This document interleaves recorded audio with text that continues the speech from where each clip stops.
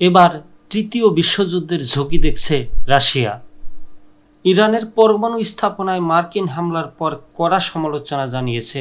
সেই সাথে আঞ্চলিক উত্তেজনা থেকে বৈশ্বিক সংঘাতের ঝুঁকি মনে করছে রাশিয়া। ইরানের পরমাণু স্থাপনায় মার্কিন হামলাকে কাণ্ডজ্ঞানহীন ও আন্তর্জাতিক আইনের কঠোর লঙ্ঘন হিসেবে বর্ণনা করেছে মস্কো। রুশ পররাষ্ট্র মন্ত্রণালয়ের দেওয়া বিবৃতিতে বলা হয়েছে, ইতোমধ্যেই স্পষ্ট যে বিপজ্জনক উত্তেজনা শুরু হয়ে গেছে, যা আঞ্চলিক ও বৈশ্বিক নিরাপত্তাকে আরও ঝুঁকির মুখে ফেলবে। মধ্যপ্রাচ্যে এই সংঘাত আরও ছড়িয়ে পড়ার ঝুঁকি ব্যাপকভাবে বেড়ে গেছে। অঞ্চলটির ইতিমধ্যেই বহু সংকটে জর্জরিত। রবিবার এক জ্যেষ্ঠ রুশ কর্মকর্তা বলেন, যুক্তরাষ্ট্রের প্রেসিডেন্ট ডোনাল্ড ট্রাম্প ইরানে হামলা চালিয়েছে, একটি নতুন যুদ্ধ শুরু করেছেন, যা কেবল তেহরানের নেতাদের আরও শক্তিশালী করবে। কারণ এই ঘটনায় জনগণ সর্বোচ্চ নেতা আয়াতুল্লাহ আলী খামেনির প্রতি সমর্থন আরও বাড়াবে।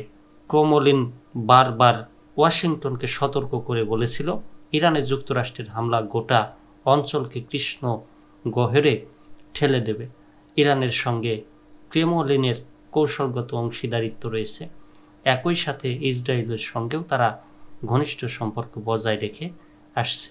রাশিয়ার নিরাপত্তা পরিষদের ডেপুটি চেয়ারম্যান দিমিত্রি মেদভেদেভ বলেন, শান্তি প্রতিষ্ঠার বয়ান ছেড়ে ক্ষমতায় আসা প্রেসিডেন্ট ট্রাম্প নিজেই এখন যুক্তরাষ্ট্রের হয়ে নতুন যুদ্ধ শুরু করেছেন।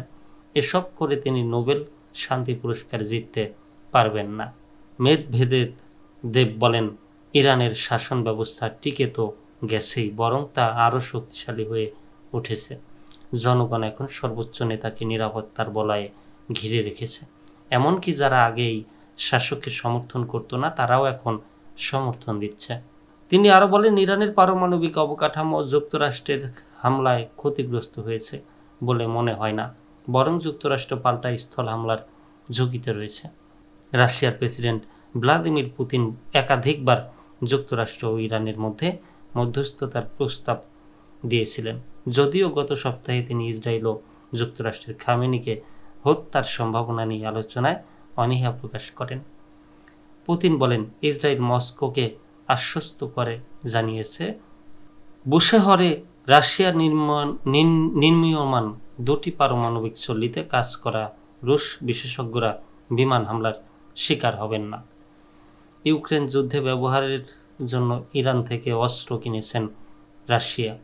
এই বছর শুরুর দিকে তেহরানের সঙ্গে 20 বছরের কৌশলগত অংশীদারিত্ব চুক্তি সই করেছে মস্কো। এমনকি রাশিয়ার ভেতর থেকেও ইরানকে সাহায্য করার দাবি উঠেছে, ঠিক যেভাবে যুক্তরাষ্ট্র ইউক্রেনকে সহায়তা দিয়েছে। বিমান প্রতিরক্ষা ব্যবস্থা, ক্ষেপণাস্ত্র এবং স্যাটেলাইট গোয়েন্দা তথ্যসহ এখন আমাদের সময় এসেছে তেহরানকে সহায়তা করার, বলেন রুশ ব্যবসায়ী কনস্টান্তিন মালোফেরেভ। রুশ জাতীয়তাবাদী ইগোর গিরকিন বলেন, যদি রাশিয়া ইরানকে সমর্থন না করে, তবে যুক্তরাষ্ট্র ও ইসরায়েল ইসলামী প্রজাতন্ত্রকে প্রস্তর যুগে পাঠিয়ে দেবে এবং বিশৃঙ্খলা তৈরি করবে। যদি ইরান তার মিত্রদের রাশিয়া এবং চীনের কাছ থেকে প্রয়োজনীয় ও জোরালো সমর্থন না পায়, তাহলে সম্ভবত 1 মাসের মধ্যে তার শত্রুরা তাদের লক্ষ্য পূরণ করে ফেলবে, টেলিগ্রামে বলেন গিরকিন।